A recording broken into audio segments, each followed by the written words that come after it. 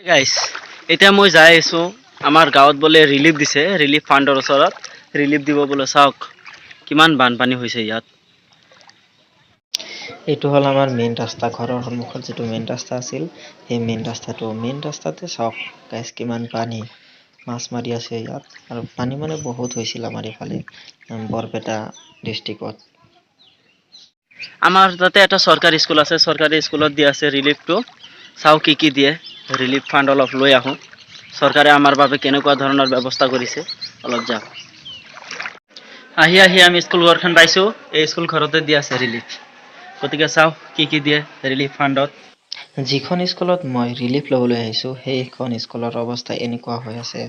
গতিকে চাওক স্কুল ঘৰৰ অৱস্থাটো কেনেকুৱা আছে আপোনালোকক অলপ দেখাবলৈ চেষ্টা কৰিম এখন হল স্কুল ঘৰৰ ৰুম চাওক স্কুল ঘৰৰ ভিতৰতো পানী উঠিছিল কিমানখিনিকৈ প্ৰায় 1.5 ফুট মানে 2 ফুট মান পানী উঠিছিল এতিয়া অলপ শুকাইছে গতিকে অলপ ঠিকে হৈ আছে এতিয়া বেলেগ এটা ৰুমলৈ যাম এইটো ৰুমত চাওক কেনেকুৱা পানী এইটো ৰুম মানে ভালে পানী আছে চাওক গাইছ আপোনালোকে চাই কিনে তাৰ পিছত আপোনালোকে কমেন্ট কৰিব আপোনালোকৰ তাত কেনেকুৱা পানী হৈছিল এই স্কুল ঘৰত সকলোবিলাক ৰিলিফ দি আছে